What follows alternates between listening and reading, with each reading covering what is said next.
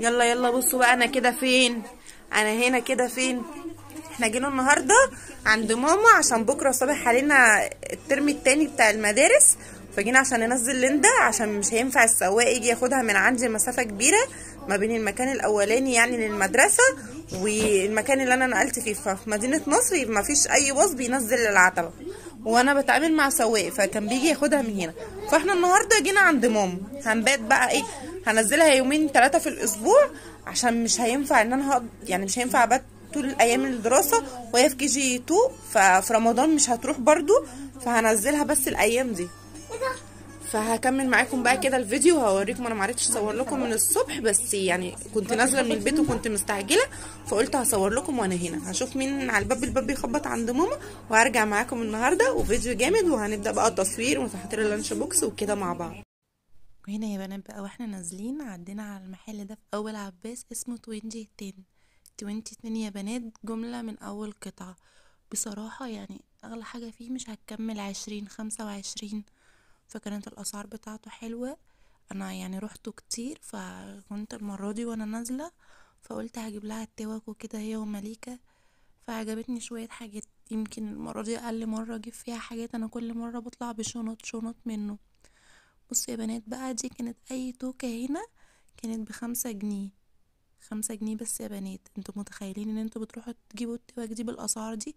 فيها ميك اب وفيها حاجات كتير قوي بجد. روحوا في اول عباس. انا مش بعمل ريفيو عنه ولا اي حاجه، بس هو المكان كويس جدا. فجبت منكم كتير عارفه التوكه دي جميله قوي بحبها. جبت منها 2 لليندا ومليكه، واحده لليندا واحده لمليكه، اسود وبني يعني. وجبت لهم التوكه القمر دي بجد جميله. ويعني السعر مفيش حاجه ب5 جنيه دلوقتي بجد.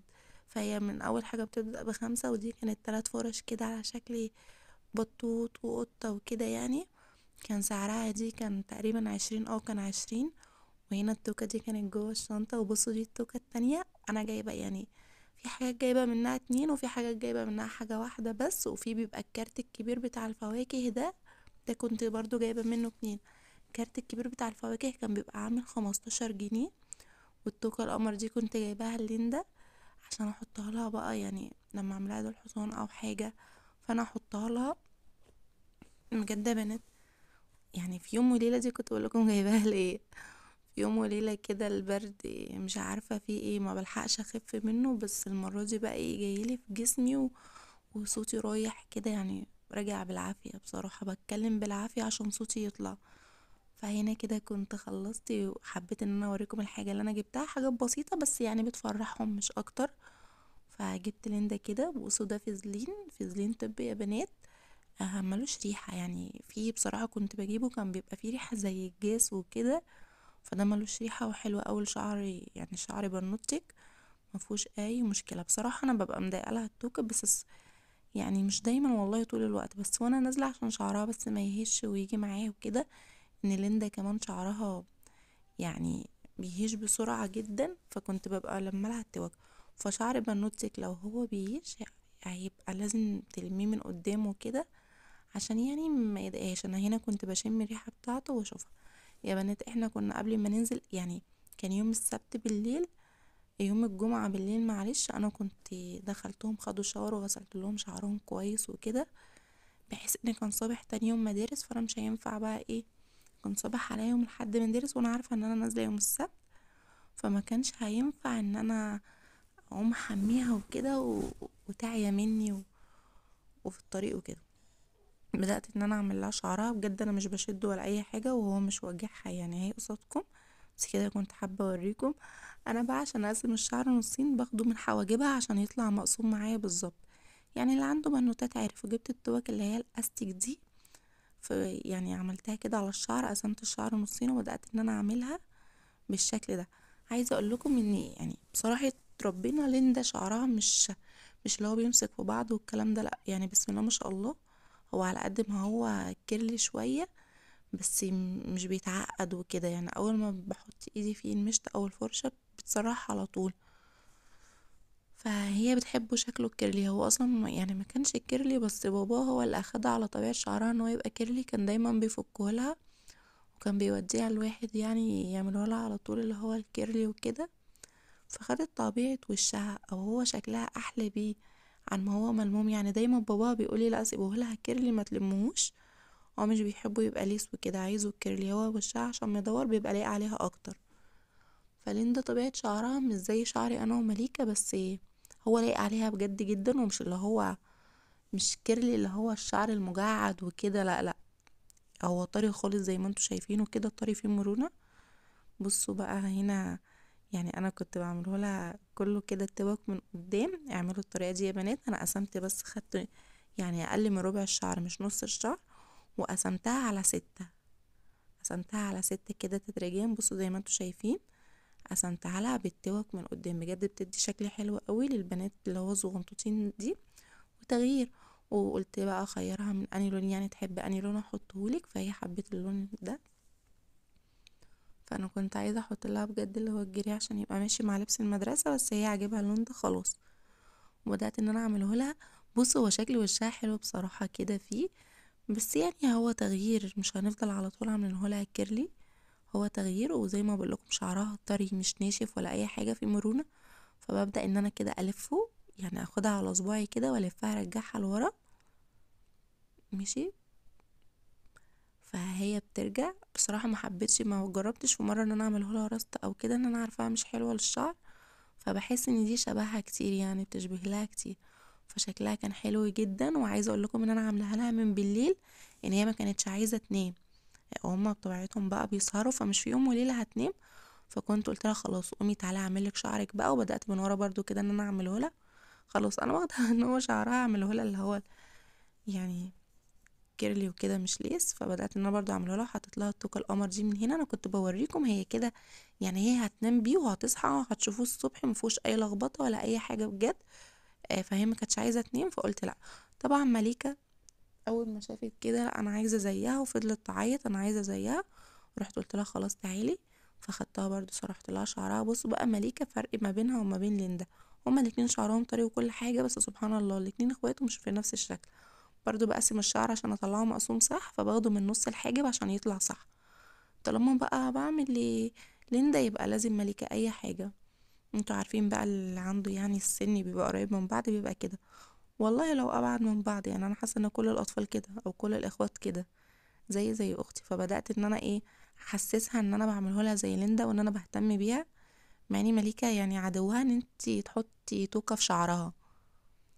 هو ده بقى كان اول يوم مدارس كده معانا. هو بادئ من بالليل، ان هما يعني طبيعي ان ليندا ما نامتش، فقلت ان انا اعمل لها شعرها واجهزها من بالليل، بحيث ان انا هصحى الساعة 6، يعني كمتخيلي ان انا هنام. فقلت اصحى الساعة 6 تبقى بس على اللبس وكده. واول ما السواق يرن، هي عربية بنات مش باص، وايوه في باصات بتروح من مدينة نصر للعتبة، بس سعرها رافع قوي في الترم، وليندا في النص التاني يعني منه، فمش هينفع انقلها، وانا مش حابة انقلها من المدرسة دي اطلاقا. بجد مدرسة كويسة جدا وفوق الممتاز، وهيبقى الأولوية للمليكة ان هي تخشها. لو انا جيت انقل المليكة السنة الجاية، يعني اقدم لليندا وادخل مليكة KG1، يعني ليندا السنة الجاية بإذن الله هتبقى في سنة أولى، فمش هتنفع. انا كنت بوريكم مليكة عملتها لها ازاي. قلت لكم بقى خلاص حاول ان انا انيمها واكمل. فما كانش هينفع ان انا اقدم لمليكة، فقلت اخليهم هما الاتنين في نفس المدرسة. كده كنت قمت تاني يوم، هو في نفس اليوم يعني، بس الصبح. فقلت هعمل لها الشيبوكس بتاعها، السندوتشات بتاعتها اللي هي هتروح بيها. فبصراحة كان اخويا محمد جايبلي من بالليل حاجات، فاخدت الفيلم ده جزء منه والباقي شلته في الفريزر. كنت بوريكم طري ازاي، الباقي شلته بدل ما يجيب مني كده، فقلت هعمله لها. فهو كان بيجيب لي حاجات، بيجيب لي اكل ليها سندوتشات، كنت بعمله لها. المدرسه بتاعتها منع اللانشون بكل اشكاله، بس هي بتحبه ما بتميلش للجبن قوي. فقلت لا انا هعمله لها. كانت الاول مش بتميل له قوي، فقلت لا انا هعمله لها ويعني وتاكله طالما هي عايزاه يبقى تاكله. فكنت بوريكم كده، فتحته بالسكينه وبدات. بصوا الفجر كان هنا بيأذن، الله اكبر الله اعظم، كان الفجر هنا بيأذن. فبدات ان انا اعمل لها الجبنه واعمل لها اللانشون. انا عملت لها النوعين دول، ما عملتش بنيهات ولا اي حاجه، هما يعني جبنه ولانشون استكفيت بيهم. وجبت لها الصبح معاها عصير وكيكه وشيبسي وحطيته لها، واديتها المصروف بتاعها، بحيث لو هي عايزت اي حاجه في المدرسه. وكان عندي في البيت يعني شيكوبون وحاجات، كان برضو محمد جايب لهم حاجات من بالليل، فبدات ان انا احطها لها معايا في الشنطه. ده كان اول يوم مدارس. يعني انا قعدت 3 ايام بالظبط عند مامتي، فكنت بصور لكم وقلت هنزل لكم بقى لما اروح البيت. فده كان يومنا اول يوم مدارس كده مع بعض من بالليل. هو يعني هي تعتبر نامت ساعتين وقامت، وكان اليوم متشقلب، فمش يعني مش هتظبط يومها في يوم وليله. فهنا عملت لها ال4 سندوتشات، 2 جبنه و2 لانشون، وبدات ان انا ايه خلاص اغلف الحاجه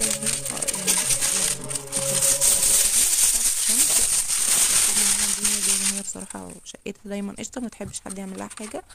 وهنا بصوا بوريكم الازازه بتاعتها لانش بوكس، وهنا كنت لبستها هنا في الصاله عند ماما بقى اللبس بتاعها بتاع المدرسه. يا رب عقبال ما اشوفك في الكليه انت ومليكه. وهنا تاني يوم في الصاله، هو في نفس اليوم تاني يوم ايه واحنا نازلين كده. فعايزه اقول لكم يا بنات، يعني هي KG2 وراحت المدرسه كتير، بس كل مره باجي انزلها ببقى قلقانه عليها قوي، بفضل اقراها قران.